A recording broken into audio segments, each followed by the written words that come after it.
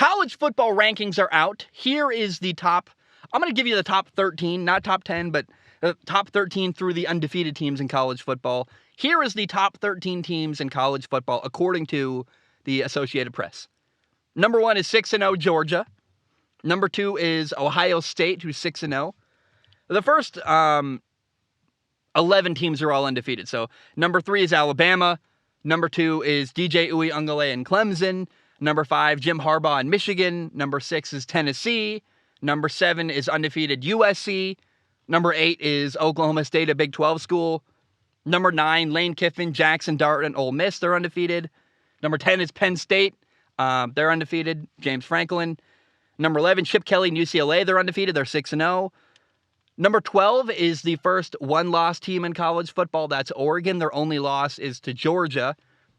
And people find that loss and their schedule so far more, I guess, impressive than TCU, who's also 5-0, but TCU is ranked number 13 behind Oregon. So the question I find interesting is who's got a legitimate shot at the college football playoff. This weekend, Tennessee plays Alabama, Penn State plays Michigan, TCU and Oklahoma play each other. Only one team is going to be left undefeated, so probably Tennessee will be one loss. Probably Penn State's going to lose for the first time. TCU and Oklahoma, I've got no idea. I kind of like TCU. I'd like to see them win, so I guess we'll go TCU. But I have no idea who's going to win between TCU and Oklahoma. I'm going to watch that game for sure. It's going to be fun. I love myself some Big 12 football. Big 12 football, high-scoring, chaotic, fun. It's a blast.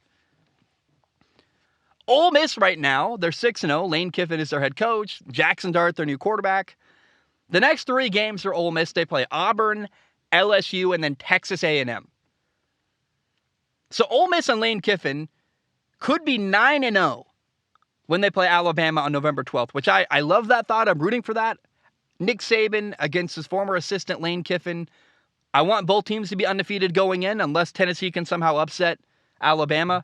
That'll be fun and exciting. I'm telling you, that Tennessee-Alabama game this weekend, very exciting matchup. I think it's going to be fun. Ohio State and Michigan are going to play each other on November 26th, so that will, one of those teams is going to walk away, at least with their first loss, if not sooner. UCLA and USC are going to play each other on November 19th. They could play each other twice, actually. Let's say USC beats UCLA on November 19th, but UCLA only has one other loss all year, which is the only loss all year for UCLA is to USC.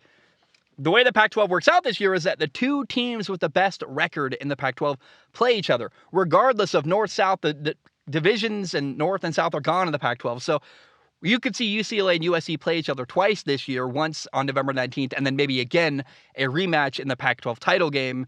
The other team that has a shot is probably Oregon. We'll see what happens there. Right now, there are probably 6 teams with a legitimate shot at the 4 spots in the college football playoff. I would say Georgia, Alabama, Ohio State, Clemson, and USC, and maybe Michigan is my 6th one out there, but I'd be surprised at that. I'm curious if UCLA can win out and even beat USC. The Big 12 schools, TCU or Oklahoma State, one of them could go undefeated and create an interesting, compelling argument for why they should be in the college football playoff. Alabama and Georgia are going to play each other, presumably in the SEC title game.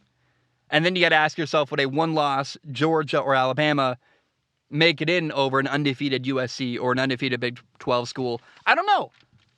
I think Clemson is likely going to get in. Their schedule is pretty straightforward throughout they got to beat undefeated Syracuse in 2 weeks. But I feel pretty good about Clemson getting in and winning the ACC title and making the college football playoff.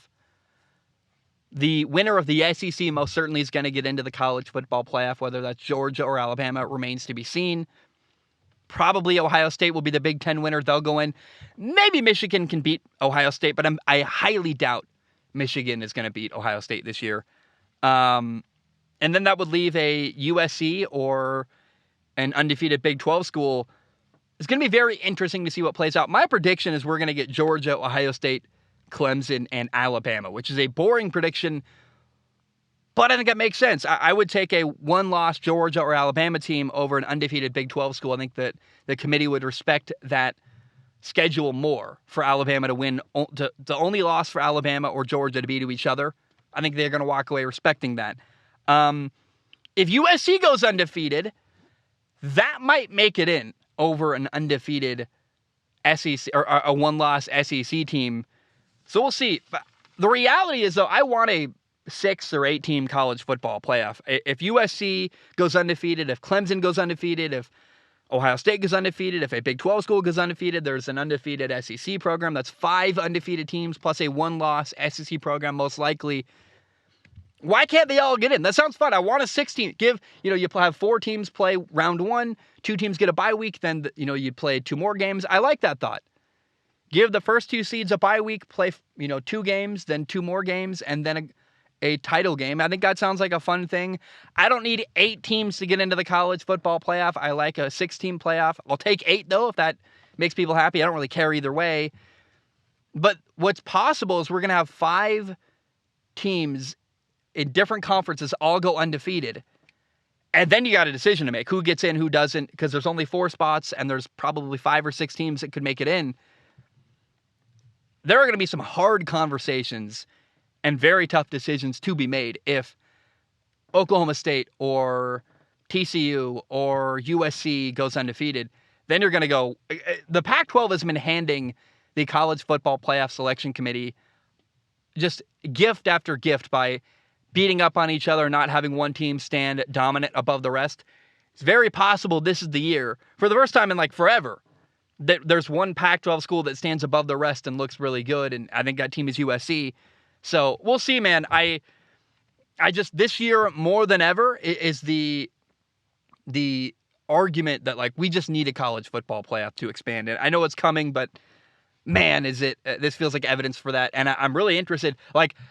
Regardless, it makes the year really fun. I love chaos. I love when there's storylines that you're not sure how they're going to play out. And there's a lot of teams right now that have a legitimate shot at the college football playoff. I'm not sure who's going to make it in, but that's fun. I love unknown. I love when there's a game. For example, TCU Oklahoma State this weekend. I don't know who's going to win that game. That's awesome. It's awful when Alabama plays New Mexico State. And I'm like, well, it's not even a contest. I love when I'm not sure what's going to happen. And this year in college football, I am not sure what's going to happen. And that makes it even better to me. So what an incredible year of college football it's been so far. And we are getting set. We're 6 weeks in. The last 6 weeks and then the conference title games, it's going to be an amazing finish to this year. And I am all for it. I am loving college football this year. And I love the unknown. I want people to embrace the unknown. And maybe that's the argument against expanding the playoff, actually, is that moment of drama. Who's going to get in? Who's not? That's valuable to me. It makes these last 6 weeks of the year really, really matter. Because winners and losers, you can't afford to slip up. If you're Oklahoma State or TCU or USC, you can't afford to lose a game. It really does matter. And if you expand the college football playoff, you allow and afford room for a loss here and there and teams to have one loss and still make it in. So I actually don't mind. Now that I talk myself through it, I like the rarity, how few teams get into the college football playoff. I wouldn't mind 6 because it's pretty awkward to have, 5 conference champions all go undefeated and only 4 get in. That's pretty awful. But especially when if all 5 conference champions go undefeated, and you've got a one-loss Alabama or Georgia who doesn't get in when I think they're better than at least the 4 seed, that's pretty awkward. And that's very frustrating. So, man, I don't know. But I will say this one more time. This is going to be an incredible end of the year in college football. And, oh, my goodness, I'm just enjoying it. I hope you're enjoying it. And I encourage you, man, lean into the unknown and enjoy this weekend. Penn State, Michigan, Tennessee, Alabama, TCU against Oklahoma State. I love it, man. I love, love, love college football, and we are being given a really fun year with a lot of unknowns and a lot of uncertainty, and there's a lot of teams out there right now that have a legitimate shot at the college football playoff.